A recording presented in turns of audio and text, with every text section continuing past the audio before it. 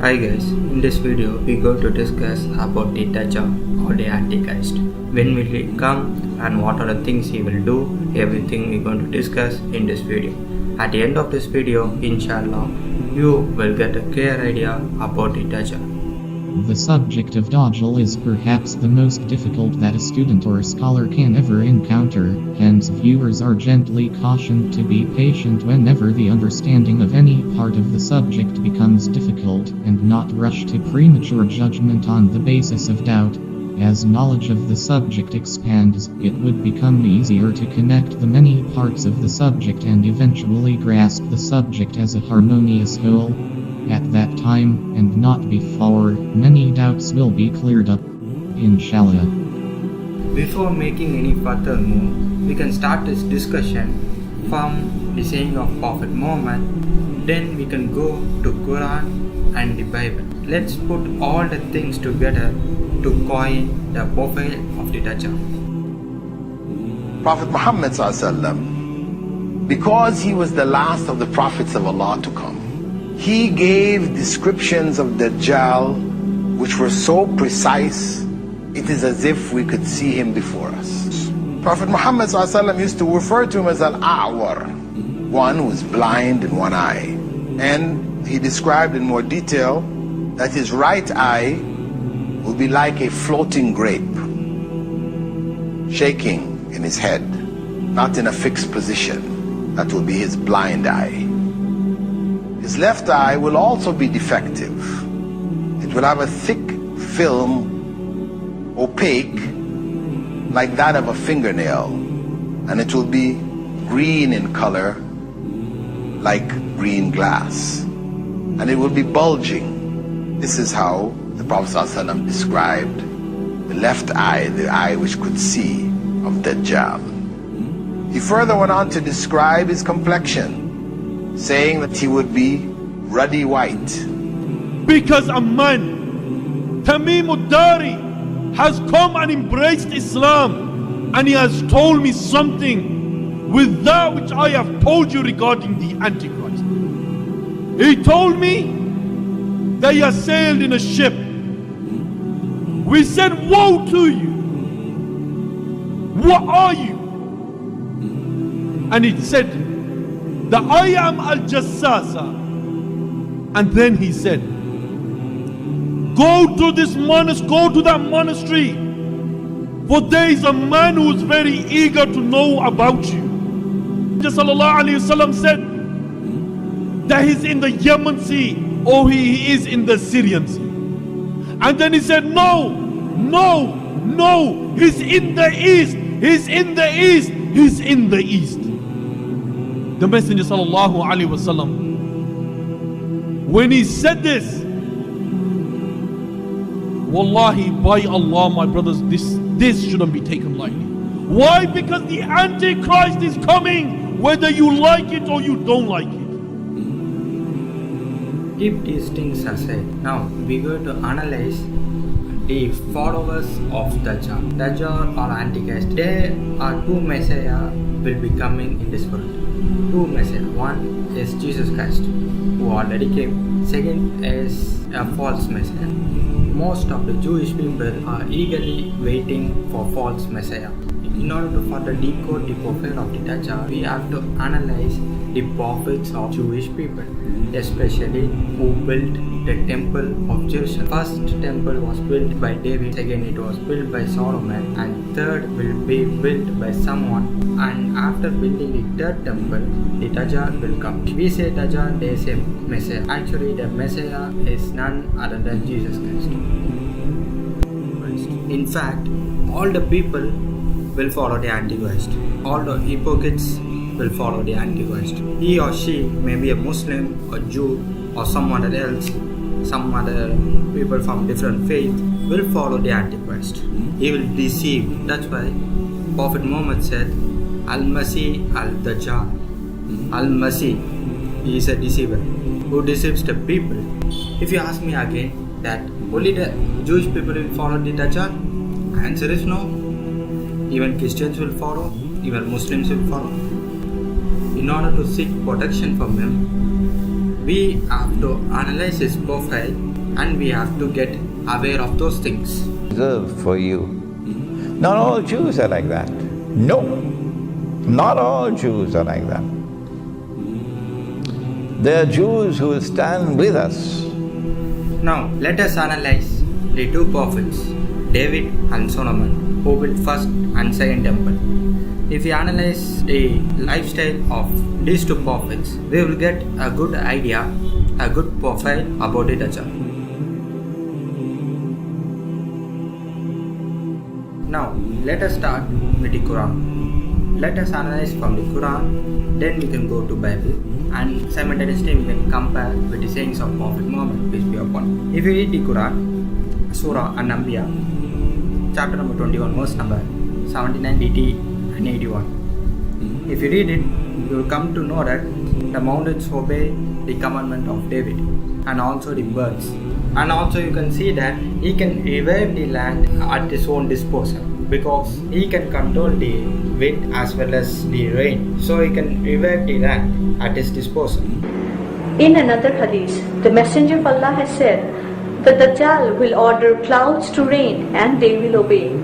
Coming to next verse says, mobilized in the service of Solomon were his obedient soldiers of jinns and humans, as well as the birds, all at his disposal. So from this verse we can conclude that he can control jinn, humans and birds.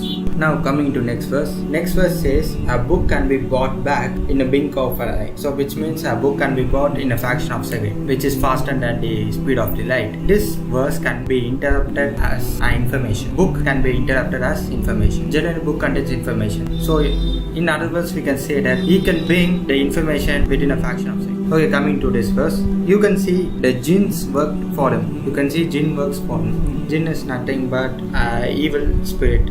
Evil spirit work for him. In evil spirit there are two types of evil spirit. One is shayateen, that is the soldiers of Iblis, and second is the good jinn, good spirit. So there are two spirits out there, good spirit and evil spirit. It says jinn, so we can't say whether it is a good spirit or evil spirit. Yet you can see the jinn are worked by gods. Coming to Bible, here if you see the first verse of the Bible about the Antichrist, it says, let no one deceive you. As I said before, that Prophet Muhammad said, Al-Masih Al-Dajjal. Al-Masih, which means a deceiver, person who deceives somebody away from the faith. So he is a deceiver. And on the other hand, it says that he sits as God in the temple of God. This verse is talking about the third temple. As I said before, that third temple will be constructed in Jerusalem. And also he will say he is God. He himself will say that he is God and worship me. Prophet Muhammad said about him that he will say that he is God and worship him, and also he talked about the appearance of the Dajjal. Let's go to the next verse of the Bible, Revelation chapter 13 verse number 3. If you read this verse, you can see that it is talking about the head of the Dajjal, head of the Antichrist, or you can say beast, whatever you want, you can call it, or else you can say a false messiah if you want. But Prophet Muhammad said about the eye of the Dajjal, as well as he said he has a curly hair, and in between his eyebrows there's a word written kufur, which means disbeliever or kafir. You can say however you want. Only the believers can read those words. Coming to the next verse of the Bible, it is stated in Revelation chapter 13 verse number 5. And he was given a mouth speaking great things and blasphemies, which means he going to lie a lot of things about anyone, about the prophet. See, before in the previous verses we have read that he is a God, that is our biggest blasphemy. Okay, continuing this verse. And he was given the authority to continue for 42 months. This 42 months is an religious symbol. It cannot be exactly 42 months. It is just a religious symbol. Let me quote the sayings of Prophet Muhammad about this 42 months, about the ruling period of Dajjal, so that you will get a good idea about this number 42. When he is released, he will live on earth for 40 days.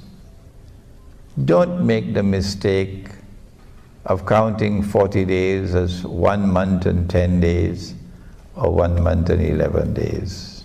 No. Don't do that. Someone asked the Prophet ﷺ, which was the first masjid which was built? He said the one in Arabia, the Kaaba, by Ibrahim ﷺ. And then someone asked him, which was the second masjid which was built by a prophet? He said the one in Jerusalem, Masjid al-Aqsa, by Sulaiman ﷺ. And then he was asked, how much time elapsed between the construction of the two?